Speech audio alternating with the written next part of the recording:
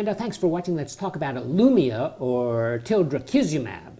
This is a drug that was approved by the Food and Drug Administration in March 2018 for people who have moderate to severe plaque stage psoriasis who are candidates for systemic therapy. It comes in a pre-filled syringe. It's to be injected subcutaneously, and it blocks the activity of a chemical known as IL-23. IL-23 docks to its receptor, and that's what causes significant inflammation in the skin and ends up causing psoriasis. So if we can block that interaction, then we can block the psoriasis. So the IL-23 has two halves, two subunits. One is the P19 and the other is the P40 side. Well, it just so happens that Ilumya blocks the P19 side. So it blocks it so the IL-23 can't dock to its receptor, and that can't initiate the inflammatory process. And then your psoriasis gets better. Well, when you get the medicine, it's to be kept in the refrigerator, 36 to 46 degrees, the original container. You take it out about 30 minutes before you use it. You keep it away from the light. You don't freeze it. You don't shake it. If you happen to go on a vacation, you can keep it at room temperature for up to a month, as long as room temperature is less than 77 degrees, but you can't put it back in the refrigerator. It comes pre-filled syringe, 100 milligrams per syringe, an injection at week 0, another injection at week 4, and another injection every 12 weeks. So that's not too bad. You get 4 injections a year. It's supposed to be injected by a healthcare professional, but that's really not necessary any more than it is with insulin or any of the other psoriasis medicines. The medicine itself in the syringe should be clear to slightly opalescent. It should be colorless to maybe a little bit yellowish. Don't use it if you see any particles in it. Maybe it has some air bubbles. Don't worry about them. They can be injected right underneath the surface of the skin and cause absolutely no trouble. Don't try to clear them out.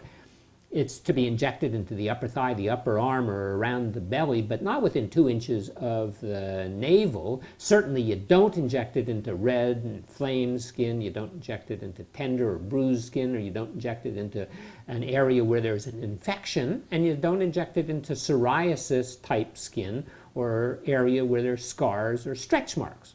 The medicine itself is manufactured in Chinese hamster ovary cell lines made through recombinant DNA technology. It's a monoclonal antibody, which basically is just a certain form of your gamma globulin or your immune globulin. And as I say, it cuts down on the inflammation inside the skin. Once you get the injection, well, about 70 to 80% is going to get inside the system, going to peak at about 6 days, steady state after about 16 weeks, that's after your 3rd shot. It seems that the half-life of the drug is about 23 days. It's metabolized just like your own gamma globulin, broken down into smaller peptides and amino acids. No reason to suspect that there's any carcinogenicity or mutagenicity or impact on fertility. Might slightly increase the concentration of dextromethorphan if you're taking a cough syrup. How does it work? Well, let's take a look at a study.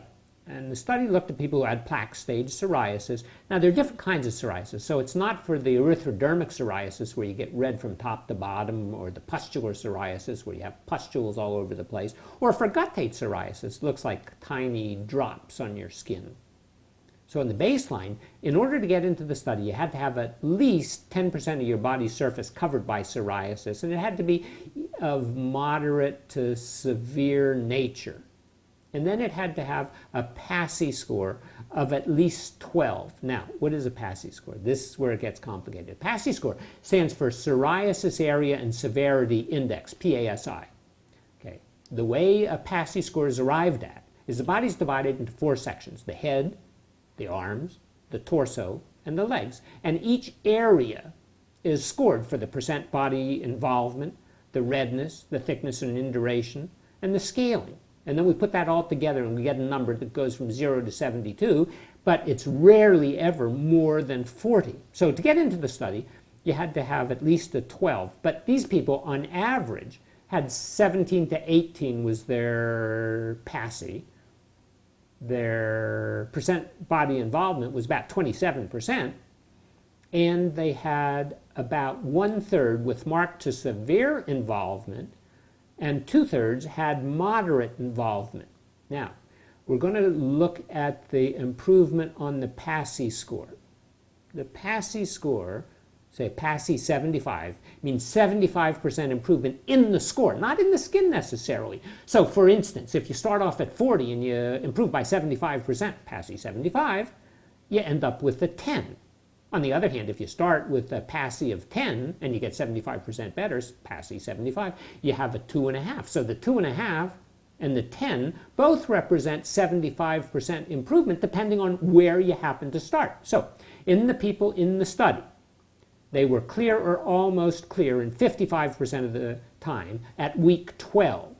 The Pasi 75% improvement in the score was about 60 to 65% of the people. Pasi 90, so 90% improvement in the Pasi score, about 35 to 40% of the people, and a Pasi of 100, which basically means you don't have any psoriasis, in about 12 to 14%. So that's a pretty doggone good drug. So if we look at the people who achieved that Pasi score of 75 after 28 weeks, so after about 7 months therapy, well, if we follow them for another 36 weeks, we find that only about 84% of the people are going to maintain that Pasi 75. The rest of them are going to have some degree of flaring. But on the other hand, if we were to switch them off and not give them anything, but give them a placebo instead, well, somewhere around 80% of them are going to flare. So 16% flare versus 80% flare. So the drug is doing something. Now, if we look at the physician's global assessment, and we say people are clear or almost completely clear after 28 weeks, well, we follow them on therapy for the next 36 weeks, only 69% of them are going to still be clear or almost completely clear. But if we switch them over to placebo, only 14% are going to still be clear or almost completely clear. So the drug is holding the psoriasis at bay. Now, it's for people who have moderate to severe disease, not for the average ordinary garden variety run-of-the-mill psoriasis that's 70 to 80% of all of the people who have psoriasis. This is for the real bad cases. Now, unfortunately, a lot of people who go and see the physician's assistant or the nurse practitioner or the whoever, even the dermatologist, are going to get the drug probably for psoriasis that really wouldn't be considered appropriate. For those people, mild to moderate disease, topical medicine, going out in the sun, those still are the best.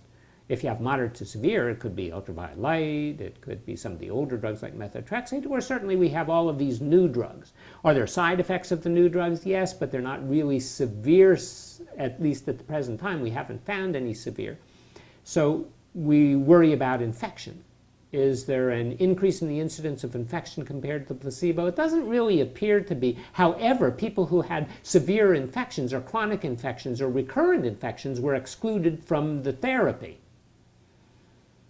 Now, people who are going to receive the drug should be evaluated for tuberculosis with some kind of a test prior to the time they start, and if the test is positive, then they should receive some prophylactic therapy, because one patient did develop tuberculosis while on therapy, and your immunization should be up to date, because you should avoid live virus vaccines while you're receiving this kind of a medicine. So immunogenicity is a potential problem. So it's a protein, so your body could make antibodies to the medicine itself.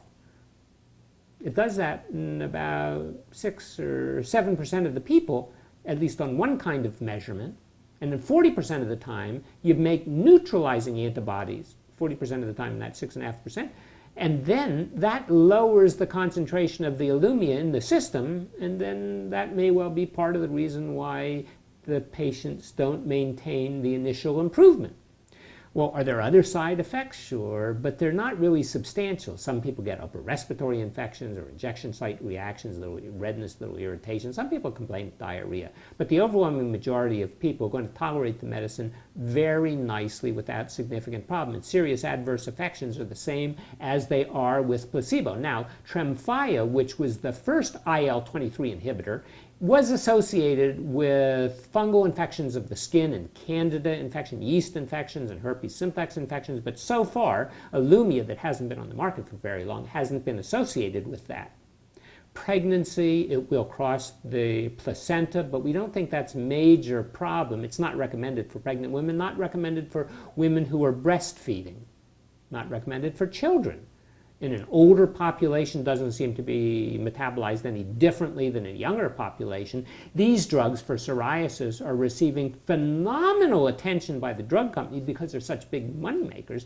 So the psoriasis drugs, just on national television in 2018, the drug companies spent $375 million to advertise them, more than they spent to advertise cancer drugs, $340 million. But not as much as they spent to advertise arthritis drugs, some of which are used for psoriasis. They spent $585 million on advertising in 2018 for that. Now, there are 3 IL-23 inhibitors on the market. Tremfya the first, Ilumya the second, Skyrizi the third. I said that there were 2 components of IL-23, the P19, the P40. Stelara blocks the P40 part of the molecule. So that sort of works the same way, but a little bit different end result. And then we have IL-17 antagonists. These are drugs that you hear advertised all the time too, like Taltz and Cosentyx. And then there's another one you don't hear advertised. It's called Siliq. I call it Silly Q, because it's been associated with suicide. And with all of the choices available, I'm not sure why that would be one of the choices. Anyway, the older medicines in the biologic family were the TNF inhibitors. These are drugs like Humira and Enbrel and Remicade. Then we have an oral medicine that's a PDE4 inhibitor. That's a drug called Otezla. And then we have the old-fashioned drugs like methotrexate that have been used for 50 years. Well, how do we compare all of the drugs? First thing is you have to realize that all of the drugs work in a certain percentage of the people. And for the most part, the newer drugs, the IL-23, IL-17 antagonists, they all work very well. The older drugs like Otezla, well, that doesn't work quite as well. Drugs like Enbrel doesn't work quite that well. But if we look at Ilumya, and if we look at Taltz, and if we look at Tremfya, if we look at Cosentyx, even if we look at Humira, all of those drugs work fine for the overwhelming majority of people. Now, there's a backstory to Ilumya. So Ilumya is manufactured by Sun Pharm Global FZE. That's a free zone limited liability establishment in the United Arab Emirates. The parent company for that is Sun Pharmaceuticals Holding. That's a wholly owned subsidiary of Sun Pharmaceuticals Global from the British Virgin Islands. Drug happens to be manufactured by MSD, Merck, in Ireland. The active ingredient is produced in the Netherlands, and it's distributed by Sun Pharmaceuticals US in New Jersey. And the parent company for all of this is Sun Pharmaceuticals Industries Limited. That's an Indian international multinational company that's headquartered in Mumbai, India, but 3/4 of the drugs that they make outside of India, primarily in the United States. And the chairman of the board, he happens to be from Israel. He happened to have been the president and the CEO of Teva, that's another drug company based in Israel that right now isn't doing very well. And interestingly, the drug companies all talk about how we need all of the money, we need these high prices because that's where the research and development comes from. Well, at least as far as the research is concerned, Sun had nothing to do with it. This drug, tildrakizumab, well, it was originally discovered by Schering-Plough. Schering-Plough was later purchased by Merck, and it was put into their research group. But Sun Pharmaceuticals in September of 2014 acquired the worldwide rights to the drug for all of the indications for $80 million up front, and then some other payments given a period of time. Well, Sun has now licensed the European rights to a Spanish company called Amaryl. So how much does all of this internecine shifting of medicines cost?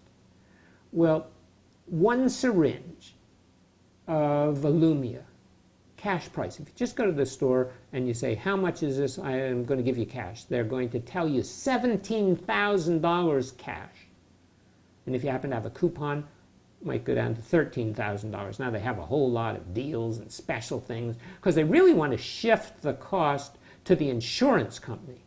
That's the goal. You can't come up with $1,000 or $2,000 or $3,000. Remember when it was 20% copay? You couldn't possibly pay that for all of these medicines. Skyrizi, how does that come in? That's $27,000, but they give you 2 syringes. Tremfya, $10,000. That's with coupon. Cosentyx and Taltz, well, they're going to cost you about $5,000 an injection, but you have to get an injection every month. Big deal. But in aggregate, the costs are going to be about the same. So you wonder where the drug companies come up with their very peculiar pricing. But you can say that they certainly are not hurting as far as profitability is concerned. But they get a little bit touchy. So as an example, Johnson & Johnson compared their Tremfya to Cosentyx of Novartis. And there was a study that showed at 48 weeks that the Pasi 90 for Tremfya was 85% versus Cosentyx 70%. So now the Novartis folks are suing the J&J folks and saying they cherry-picked the data.